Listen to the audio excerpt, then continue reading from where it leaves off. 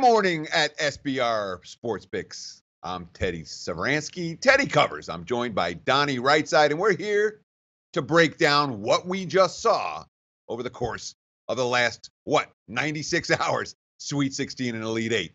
NCAA hoops on the mind, Final Four on the horizon. Let's bring in Donnie RightSide. Donnie, how was your weekend? And what do you think? Insanity? No, it was insanity for sure. I mean, from day to day to, venue to venue, a lot of stuff went down. Simple things like Michigan could not miss a three-pointer, Teddy, versus A&M. Michigan could not make a three-pointer, it seemed like, for most of the game versus Florida State. A lot of good stuff. Builds up to a really good Final Four with some intriguing moving parts down in San Antonio, Teddy. Of course, yeah. So when we start talking about what just happened, first thing we got to do, let's talk about who we are and where we're from. Certainly, sportsbookreview.com is who we are recording for here on this Monday morning. Donnie RightSide, at Donnie RightSide on Twitter. You can find me at Teddy_covers. When you talk about the weekend that just was, and let's talk the Sweet 16 games first, briefly, before we get into the Elite 8 games and the Final Four look ahead. When you talk about the Sweet 16 games from Thursday and Friday, what's your number one takeaway, Donnie, about what we just saw? Number one, Loyola is a really good basketball team, Teddy, for me. The Ramblers, of course, who the argument could be made when they beat Kansas State soundly in the Elite 8 that the Wildcats were the weakest of the teams they'd faced in the NCAA tournament. They already beaten three tougher foes than Kansas State, hence the rout in that game compared to the three nail-biters for Sister Jean and company, who, by the way, has allowed Loyola to merchandise her, use her image in merchandising. So the school can make a whole bunch of money off this Final Four appearance, which that's what teams do, and that's what programs do.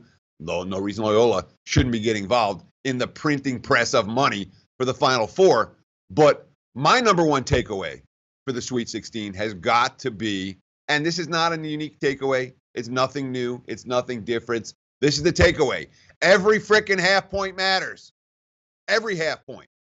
Okay? How many games this weekend you'd have won or lost? And it wasn't like it was the first weekend of the NCAA tournament, where there's all these games coming down to the final shot of the final possession. Certainly, Michigan versus Florida State is one that stands out as, hey, you could have laid 3.5 with Michigan, no problem. You could have taken 4.5 with Florida State, no problem. I understand the bizarre sequence at the end of that ballgame resulted in a 4-point margin, but bizarre sequences happen. And that wasn't the only game over the course of the weekend. You could have won, lost, or pushed, depending on where you got your ticket. We spent so much time talking about handicapping the games. Oh, this side's the right side. That side's the right side. Let's look for this little edge. The reality is that, especially at this time of year, betting skills are every bit as important as handicapping skills. And the difference between getting a game at -3.5 versus -4 versus -4.5 can be enormous at this time of year. A win versus a push versus a loss. You turn 2 wins into pushes or 2 pushes into losses over the course of 100 bets makes a huge difference on your bottom line. That, to me, the number one takeaway. Get the best of the number. And, of course, that's what Sports Review is good for. We can help you with that, obviously, with offshore reviews and accurate recommendations of sports books throughout North America and beyond. Oh, Teddy, it's a good point there, because if you looked, especially at 2 games there over the weekend, which really had my interest, I was cheering wildly, Teddy. Not because I had 4.5 or 4, but I had 3.5 in the Michigan game there. No foul there. Loved it, because you know what happens there in that spot, Teddy. They foul. It's a 4-point game. He makes 2 free throws to make it 6. Nobody cares about the next defensive possession, right, except us gamblers. A wide open 3-point shot. You know it was coming. I love Leonard Hamilton. Thank you. You will get a box of chocolates from me. Yeah, certainly that game had point spread drama written all over it. Of course, when you talk about the team that took the 2 worst beats of the tournament, and I really think you can make an argument. You can literally make an argument. These were the 2 worst beats of the tournament. Kansas in the round of 32 against Seton Hall, or Kansas in the Sweet 16 against Seton Hall, and then Kansas in the Elite 8 against Clemson. Both games decided by a hook against the point spread, just a half Even a the point. first one, Teddy, if you take a look at the Penn versus Kansas game in the first one, that there's 2 3-point wide open looks by Penn late in that game, which could have went down and changed it. So Kansas been all over that all over that line, Teddy. And of course, when you think about the Kansas Duke game, where literally Duke is one stop away or one made shot away from covering that spread in regulation, the Jayhawks, doesn't matter which side you've had in Kansas games, you've been biting your nails the whole way. It's been stressful. No, absolutely. I mean, even taking a look at the game yesterday and how close it was. What did the line close? Maybe 3.5, depending where you got it. The Grayson Allen layup at the end. I don't know if you had it tied into a money line parlay, goes in and out, goes to overtime. Kansas wins. But you're right. If the 3 ball by Svi doesn't go down for Kansas, you're probably looking at a Duke cover in that game by the razor's edge. Boy, it's fun to watch, Teddy. It's fun to watch as long as you're not getting beaten up. Yeah. It's much less fun to watch when you have the wrong side of all of these. And I'm sure there are folks out there that did. If you did, my condolences on a Monday. That being said, we got a Final Four to look forward to.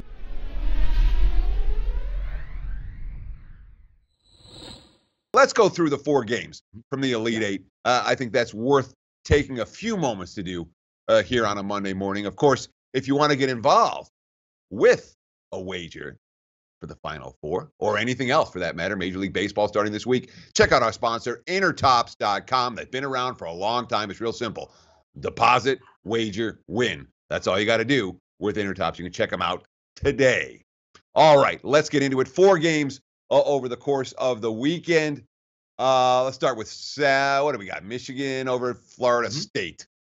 58-54. Wolverines missed free throws, missed 3-pointers, but their defense was there. And Florida State, boy, there were some really ugly possessions after Michigan.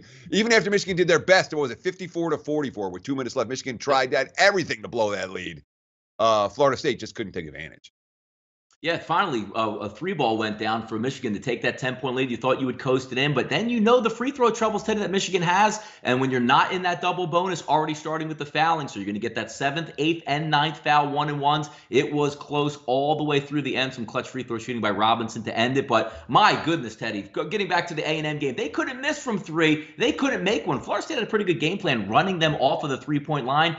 Maybe you think they're going to go down sooner or later, but boy, they struggled the entire game. Mo Wagner, I think, opened up, what did he go, Teddy? 1 of 7 or 1 of 8 to open the game from 3-point range. Very un-Michigan-like, but they did hold on. And depending on your ticket, like we talked about, who got the cover? I got it with Michigan at 3.5. The majority of people probably pushed, or even if you had Florida State at the 4.5 late closing number. Well, that's the beauty of it. Wagner, of course, 3 of 11 overall, 0 of 7 from 3-point range. The Wolverines, as a team, shot 4 of 22 from beyond the arc in that ball game. Then the other half on Saturday, we talk about Loyola and the Ramblers, who tight win, blowout. And they did it. Again, you can make an argument that Kansas State was the weakest team they'd faced so far. I'm annoyed at myself for not having Loyola ticket in my pocket on Saturday. I feel like I missed an opportunity there. What about you, Donnie? Yeah, I mean, when you look at it, Loyola coming into this, obviously, Cinderella shoe, they played good basketball all season long, but also, Ted, I think they're a benefactor because sometimes styles make fights. You couldn't ask for 3 better teams from me for Loyola to match up against: a Miami, a Tennessee, a Kansas State. Sort of the slower down team, not the huge dynamic big man that can pound you down low, because Krutwig was having some pretty good games for Loyola, but they had 3 good matches. But credit some unbelievable coaching and shot making, Teddy. When the shot clock goes down 10, 9, 8, 7, it seemed like every time, Teddy, Loyola got a wide open look, either from a layup or a 3-point shot. Tremendous basketball, really impressive. But you're right, that was a perfect performance versus Kansas State. They were the better team in that game from start to finish to me, Teddy. Yeah, and I mean, the Wildcats were not good. Kansas State, despite reaching the Elite Eight, you can make a case they reached the Elite Eight in spite of themselves. So, they played good against Creighton, and they certainly played good on Thursday night as well. But with the game, with the Final Four on the line, a Bruce Weber team did what Bruce Weber teams have done historically, which is coming up more than a little bit short. When we look at the results from yesterday, Texas Tech and Villanova, and Red Raiders got off to that hot start. I thought they might give Nova a real chance, but Nova rallied back pretty quick, took the lead before halftime, and then went on a nice little run in the second half to take control of that ball game. Nova They're the power, at least for my power ratings, they're the highest power rating team still standing in the NCAA tournament. And when it comes to offensive efficiency, Villanova, even in a game where their shots weren't falling against Texas Tech, Nova's offensive efficiency numbers still off the charts for the season. And yesterday, they were able to win with defense and rebounding. That bodes well for them moving forward, no? No, I completely agree, Ted. I can't agree with you more on this. Even going back to Michigan, where I like teams, Teddy, where when the shots aren't falling, they still can be gritty and grimy enough to pull those games out. Villanova, same thing. And you're right, early on, we see it a lot. The underdog gets hot early, puts you down, 7, 8, 9-1, something like that, and they come and fight all the way back despite not being able to make that open three look that's been there all year long for them. Kudos to Villanova moving on. They're going to have a tough one in a matchup we're going to talk about in a few moments, but the sign of a good team is when you're not all there, you still win, and great teams, Teddy, not only win, but they cover. Well, that's the amazing thing for Nova in that ball game. They shoot 33% from the floor. They shoot 4 of 24 from three-point range, and they win and cover, which speaks, they got a bunch of fouls. They were more physical. They won the rebound battle on the boards by margin. They have 20 offensive rebounds in that ball game. Amazing. They did enough right to get the win and cover despite those dismal shooting percentages. That speaks well for the Wildcats, in my mind, moving forward. They were able to survive and advance in a game where they didn't really have their best performance. Yep. And of course, completely agree with the final game yesterday, which is Duke, Kansas. Let's give Kansas credit. They made the plays when they had to, and certainly when you talk about a guy getting hot at the right time, the Jayhawks found that guy in overtime yesterday as a number 1 seed moves on with Malik Newman going nuts in the extra session, scoring all 14 of the Jayhawks' points in OT. What'd you make of that contest, and how did Kansas survive Duke? I thought Kansas was very well. I thought Bill Self had a great game plan with the matchup zone, getting the ball inside and then looking for Azubuike down low for dunks. He struggled mightily early, dunking easy layups by his team and getting them wiped off the board with goaltending. But I thought the quality three-point shooting late in the game, because the pace was good throughout the game, Teddy. Nobody was knocking down their shots, but as the game wore on, you see the talent take over. Great win for Kansas in this one. I think, matching up with Villanova, that's going to be an interesting one to look forward to. But, the best friend of the over gambler, Teddy, is overtime. I was sitting on a 156.5 ticket yesterday, praying for overtime, Teddy. Grayson Allen in and out, and we all rejoiced that we had the over ticket and won that one in overtime. Never in doubt, my friend. Never in doubt. Yeah, exactly. Easy. And that's cover. when you know you're running good. And that's when, look at that smile on his face. That's when you're in a good mood on Monday morning. When you're cashing the ones you don't deserve, the wrong sides that end up being winners. Those are nothing but smiles. Not even sometimes it lasts a week. Good. I would rather, and that's the truth of it, is I would always rather be lucky and wrong than right with a loser. No question asked. Exactly. All right, Donnie RightSide from SPRpicks.com. Let's get into it. We've got 2 games to discuss, only 3 games left in the NCAA tournament. We're not going to talk NIT. Sorry, if you want the CIT tournament info, you'll have to look elsewhere. This is all about the big dance on a Monday morning. So we've got 2 games to look forward to on Saturday, and then obviously the championship game for Monday night. Let's start right here. Who wins it all? I said, Teddy, from early on, I'd like to preface it by saying my bracket is abysmal right now. But the one thing I still have standing, that bright beacon of hope, Teddy, is those Villanova Wildcats cutting down the nets. I still have Villanova, like them from day one. I think they can carry it through. I'm still going to stick with that pick with Villanova, Teddy. How about you? And I'm with you on Nova being the team to beat from this moment moving forward. That being said, the markets are saying they could be tested. Let's take a look at the 2 games. Saturday, March 31st, 3:05 Pacific time. That's 6:05 for you on the East Coast. Game number 811, 812, Michigan, -5, total 129 against Loyola. The early money has come on the Ramblers. That game opened 6 and has been bet down to 5. The early money has also come on the under. I'm seeing a couple of leading indicator books all the way down to 128, already down, I should say, to 128.5 in that contest. Bettors expecting a slower paced game.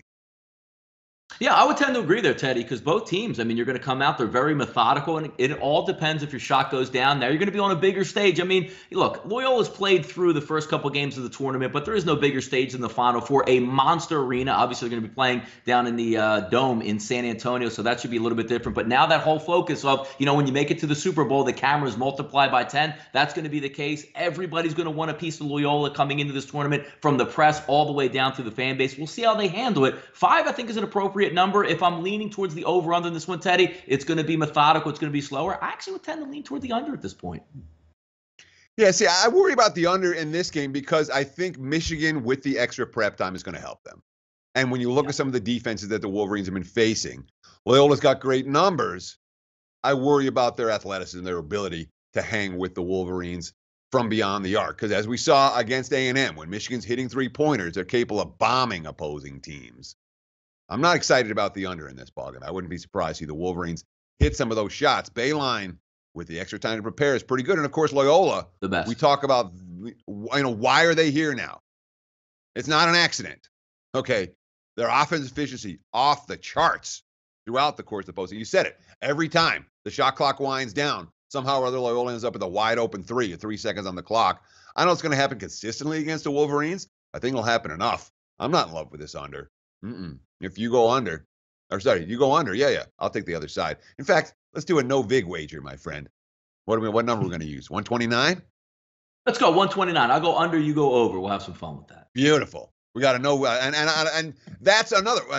We are here to promote Sportsbook Review. Sportsbook Review makes their money through the sportsbook industry, no question. Yes. That being said, anytime you can take the sportsbooks out of the equation, make a bet with your buddy with no juice, you got to do it. Even better. I've got over, you've got under. Let's talk the second game, the nightcap. And I was surprised by this number. Not crazy surprised, but I thought a little bit higher. It came a notch or two higher than I thought it would. And that, of course, a Villanova, -5, total 154 against Kansas. The total's been bet up in this one, 154, currently sitting at 155/155.5 in a lot of books.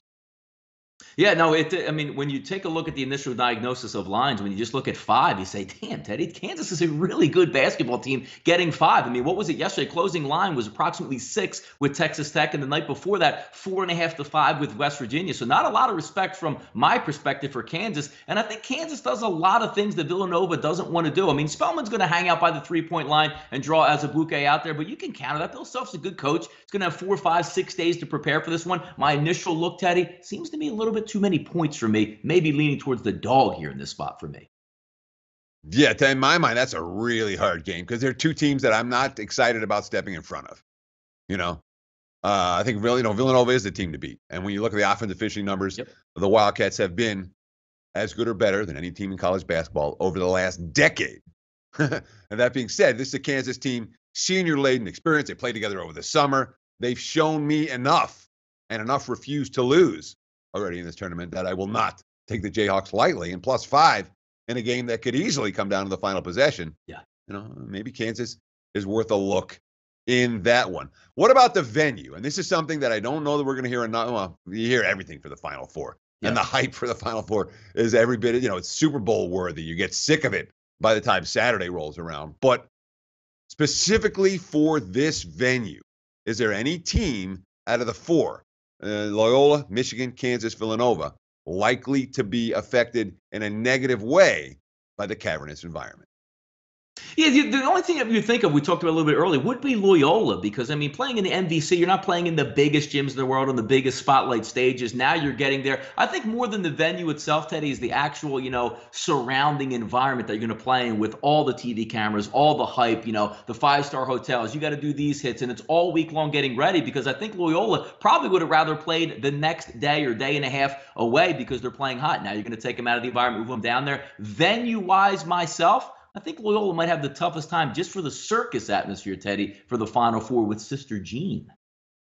Sure, but of course, when we're talking about teams that rely heavily on their perimeter shooting, there's Villanova, a team that relies heavily on the jump shot, playing in a venue that has not historically been particularly friendly to jump shooters. That's a concern for me if we're looking at the Wildcats. All right. So what do we got? We got Missouri Valley team. We have a Big 12 team, a Big 10 team, and a Big East team. No Pac-12, obviously. No ACC, no SEC. Yeah. What do you make of it? One final takeaway as we look and project forward to the Final Four this weekend.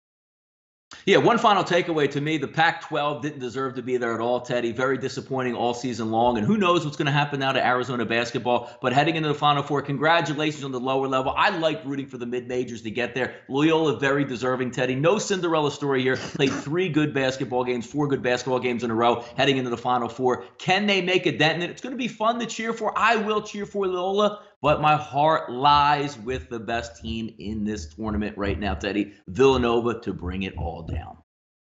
That's funny. You're going to cheer. I will only cheer for a team that I have a vested interest in cheering for, even when it's my alma mater. Of course, I am a Wolverine. There you go. Graduate of University of Michigan in 1992, way back in the day.